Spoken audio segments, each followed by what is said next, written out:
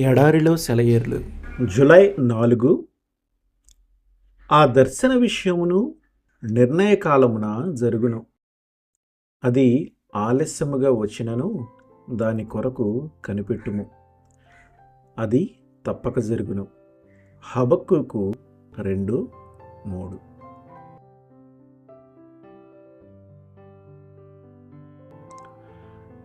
ఎదురు తెన్నులు అనే తన చిన్న పుస్తకంలో ఆడమ్ స్లోమన్ ఒక దర్శనం గురించి వ్రాస్తాడు. దానిలో అతడు దేవుని పరలోకపు ధనాగారాన్నంతటినీ చూస్తూ వెళ్తుంటాడు. ఎన్నెన్నో చిత్ర విచిత్ర వస్తువులు అతనికి కనిపిస్తుంటాయి. ఒకచోట ఆలస్యంగా అందే ఆశీర్వాదాల ఆఫీస్ అతనికి కనిపిస్తుంది. అక్కడ ఎన్నో ప్రార్థనలకు జవాబుగా ఎన్నెన్నో దీవెనలు చేర్చబడి ఉన్నాయి. దేవుడు సరి అయిన సమయం వచ్చినప్పుడు దానిని బయటికి పంపిస్తూ ఉంటాడన్నమాట.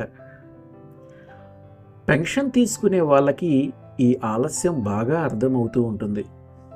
ఆలస్యం కావడం అంటే అసలు పెన్షన్ రాదని అర్థం కాదు. ఆలస్యం అంటే నిరాకరణ ఎంత మాత్రమూ కాదు.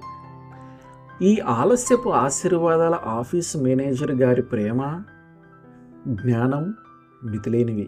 అవి మన ఊహకు అందవు. మనుషులు కృప పంటను పచ్చిగా ఉన్నప్పుడే కోసేసుకోవాలని చూస్తారు. దేవుడైతే అది పరిపక్వమయ్యేదాకా కోసుకోనివ్వడు. కావున మీ యందు దయ చూపవలనని యెహోవా ఆలస్యము చేయుచున్నాడు.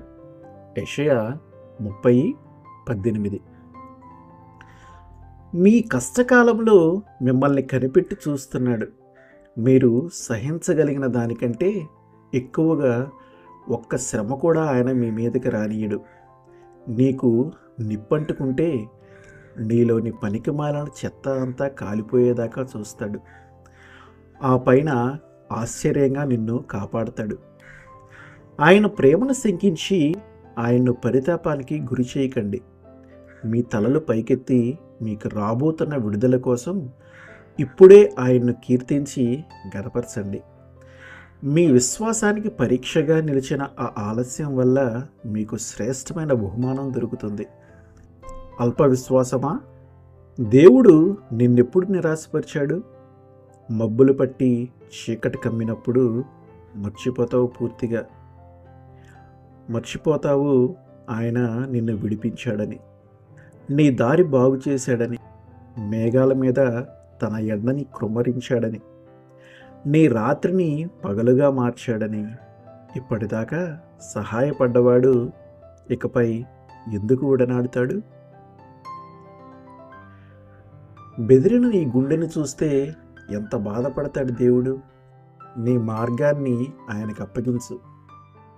సందేహించకింకెప్పుడు. గతంలో నువ్వు నమ్మినవాడు మారలేదు, నేడు ఉన్నాడు. ఆమేన్.